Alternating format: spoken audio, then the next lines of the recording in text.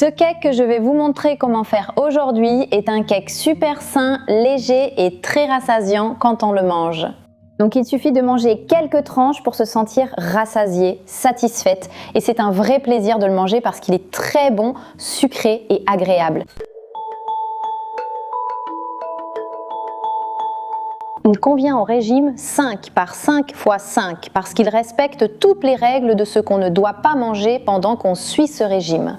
Il ne contient pas de graines, pas de grains, pas de produits laitiers ni de céréales. Mais je le garderai pour se faire plaisir, par exemple un des jours du régime 5 par 5 x 5. Ou par exemple manger seulement 2 petites tranches dans la journée. Ou 2 petites tranches le matin et 2 petites tranches l'après-midi. Puisque lorsque nous suivons le régime 5 par 5 x 5, il est très important de manger beaucoup de légumes et beaucoup de fruits. Ce qui va aider, avec la carotte, à nettoyer les intestins.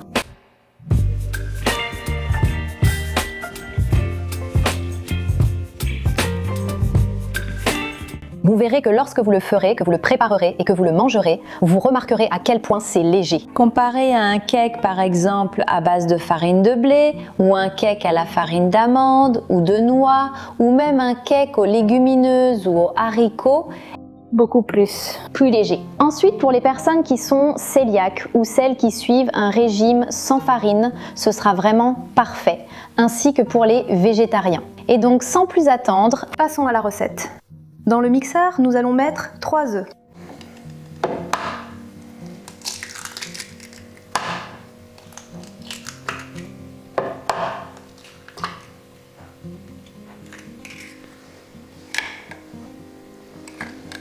Nous allons ajouter une cuillère à soupe d'huile de coco, un bon trait de vanille, et nous allons utiliser 2 carottes moyennes ou 1,5. Cette carotte, je l'ai déjà lavée, je vais l'utiliser avec la peau.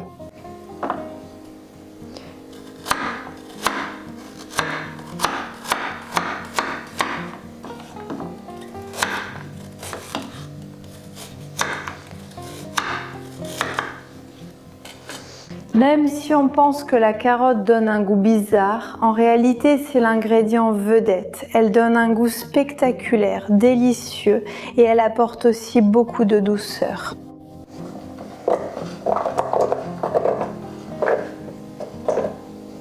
Et ici même, on va déjà ajouter une cuillère à soupe de levure chimique.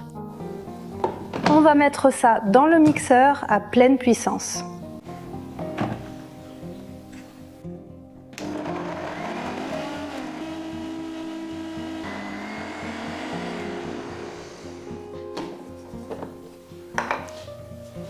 On verse ce mélange dans un bol.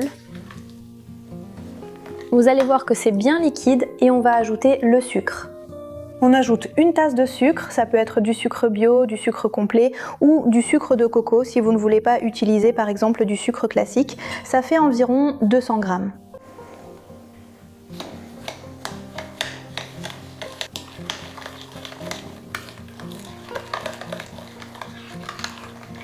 Et maintenant, on va ajouter environ 11 ou 12 cuillères à soupe de farinha de manioc ou de farine de manioc. Mais ici à Buenos Aires, on la trouve sous le nom de farinha de manioc.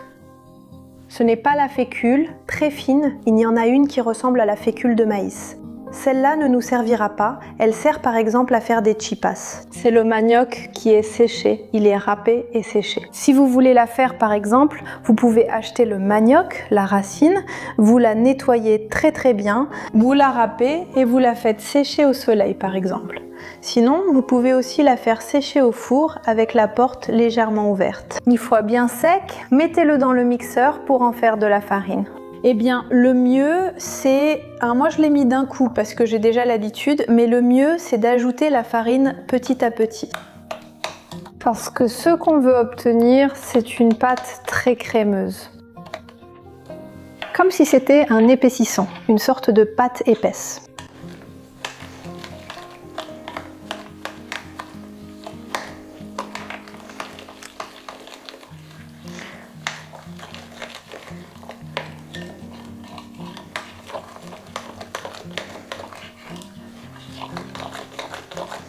Tu vois, ça devient une pâte épaisse. Le manioc commence à absorber. Elle absorbe petit à petit, elle absorbe les liquides. Et elle devient plus consistante. C'est la texture que vous devez obtenir. C'est vraiment comme une pâte épaisse.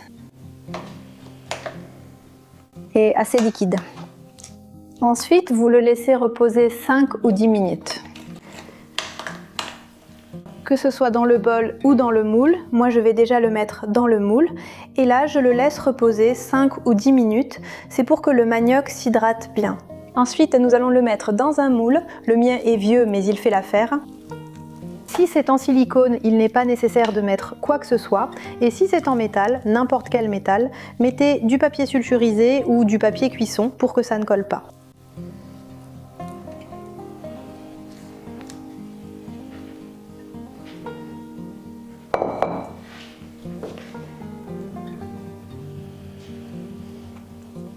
On lui donne un peu de forme.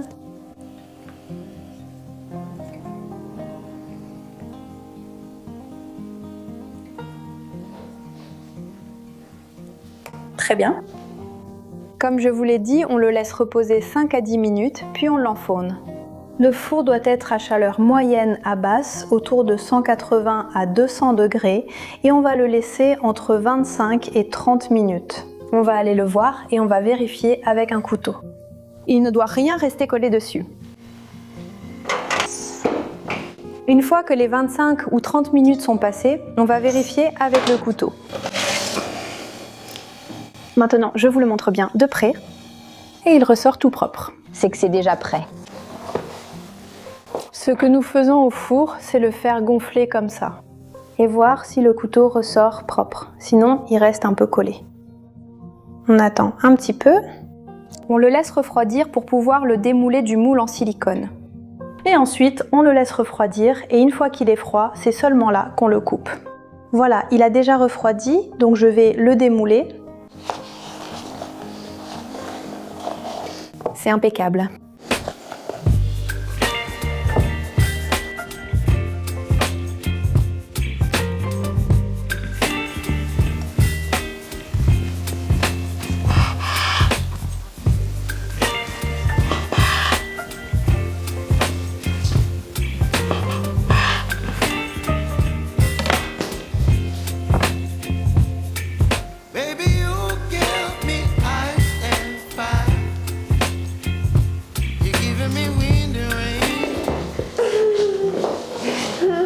Voilà, il a fini. Décuide. Non, elle veut goûter Vebulinito. C'est le bon moment, n'est-ce pas, Nonna? Oui, mais toi tu le connais déjà, non? Là, regarde, on t'a vu là. Bon, on va le goûter. Tarin, tarin, tarin. Un pour papa. Et un pour toi. On va le goûter ici devant la caméra, là pour que ça se voit. Miam, miam.